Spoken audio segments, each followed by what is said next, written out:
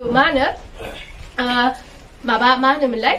bodo mana UN Romo Central University बानायनो बुंदोंमोन बिथाङा बै एग्रीमेन्टआव बिटिआरखौ जेला मोनदोंमोन आरो एनआईटी लाबोनो होनदोंमोन बिथाङा आरो बै माबायाव दांथलावहाय बेहाय रेलवे कोच फेक्टरि बानायनो होनदोंमोन समाव जेला एबसु थादोंमोन एबसुनि आफादगिरि जादोंमोन बे समाव गोबां हुज्रिख्राव बाथ्रा बुंदोंमोन जे जोंनि बर' बिमाया रावबो थास' मैगं खानानै थास' आथिं खानानै फाननानै जानो गोनां जानाय नङा 100 फुट गोथौ हा जावनानै नायब्लाबो मा होनो जोंनि आबै आबौनि हारा मोनगोन होननानै बुंदोंमोन बिपिएफनि दैदेनगिरि नोंथांमोननिसिम आंनि गोसो गोरबोनि अननायखौ जासिहरग्रोनाय जाबाय बिपिएफ हान्जायाल' दिनैहाय जेनेबा बेबायदि इयुननि भबिष्यतनि खोथा सानो होननानै जोङो दिनैहाय मिथिनो मोनदों होनब्ला एकमात्र बिपिएफ हान्जायाल' जों होननानै दिनै बेखौ जों रोखायै फोरमान मोनदों आरोखि ना आरो जोंहा दिनै नै स्टुडेन्ट हिसाबै जोङो दिनैहाय जेनेबा माखासे जातिनि खोथा जों बुंगासिनो दं जोङो बे हिसाबै जों एबसु आं दिनै एबसुखौ बुंनांगौनि जेनेबा बायद'था जानानै फैबाय बुंनो सानाखैब्लाबो जोङो दिनैहाय जों बायदि फरायसाफोरा दिनै बर' फरायसा आफाद थाखानानै जों एबसुआवनो थानानै जेनेबा जातिनि थाखाय मावनो हायोमोन जातिनि खोथा बुंनो हायोमोन खिन्थु दिनै बेबायदि दुलाराय बर' फरायसा आफादाबो दिनैहाय जेनेबा बयनिबो साना लाबायनो गासैनिबो समान साना लाबायनो दिनैहाय नै बैयाव दरं उदालगुरियावहाय दिलीप सयखिया बिथांनो बिजेपिनि बिजाथिनो भट बिनानै होबाय होनब्ला बिथांमोना डाइरेक्टलि बिजेपिनोसो भट बिनानै होबाय होनबा बे बिजेपिनि बे बिजाथिया देरहानानै दिल्लीयाव थांला पार्लियामेन्टआव जों बर'फोरनि जौगानायनिथ' मोनसेबो खोथाखौनो बुंनायानो नंखायाना रायजोफोर होनब्ला बेनिखायनो नोंथांमोनहाबो जिहेतु दा मिन्थिबाय थाखाबाय जोंनि बिटिसिनि अबस्थाया मा जानो थांगासिनो बेनिखायनो आरो नै जोंहा बिपिएफ दैदेननाय समावहाय जोंहा नै सिएसबि बर्ड दंमोन साख्रिफोरबो होनो हायोमोन 3rd ग्रेड 4th ग्रेडनि बेहायनो जेनेबा जों मोनाखैब्लाबो जोंनि बर' मानसि जोंनि बे बिटिसिनि मानसियानो मोननानै जेनेबा जोंहा बिटिसियावहाय जेनेबा एसेब्लाबो जौगाखांनाया जोंहा बै समफोराव जादोंमोन आरो प्रमद बर'नि जेनेबा बै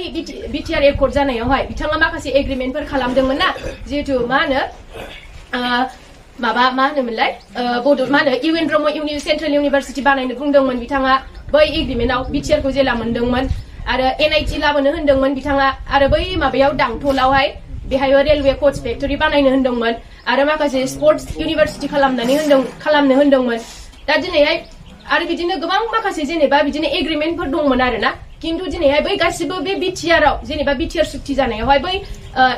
एग्रिमेन्ट जानाय जेनेबा जा एग्रिमेन्ट खालामदोंमोन बैसोर गासिबो मोनसे केन्सेल जाजोब्बाय आरो जोङो दिनैहाय बेखौ सोरनिबा बुंनायाव जों दिनै बुङाखै आरोना जों रोखायै बेखौ फोरमान मोननानैसो बुंदों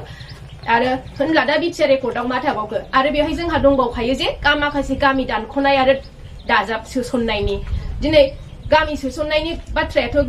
गोजानावनोखा दाख्लैसो बै उल्टापानियाव 5 तारिख एप्रिलावहाय बिथांमोना इभिक्सन खालामबावदों गोदानै होनब्ला जोंनि बर' बिमाखौ बिथाङा जेनेबा माबायदि दुखु खैफोदाव खोलैबावदों आरोबाव गोदानै फिन खेबसेबाव बिथाङा होनदोंमोन बै समाव जेला एबसु थादोंमोन एबसुनि आफादगिरि जादोंमोन बे समाव गोबां हुज्रिख्राव बाथ्रा बुंदोंमोन जे जोंनि बर' बिमाया रावबो थास' मैगं खानानै थास' आथिं खानानै फाननानै जानो गोनां जानाय नङा रावबो रसा नांनांनाय जानाय नङा बर' बिमानि मेगनावहाय मोदै लाबोआ होननानै हुज्रिख्राव बुंदोंमोन बिथाङा नाथाय बिथाङा दिनैहाय गावनि सरकार खुंनाय समाव बिथाङा दिनै मानो बर' बिमानि मेगनाव मानो मोदै लाबोबावखो गाव सरकार सालायनाय लोगोनो बिथाङा मानो दिनैहाय इभिक्सन खालामबावखो जोंनि बर' बिमानि न'खौ मानो दिनै दानफायनानै जेनेबा न' बां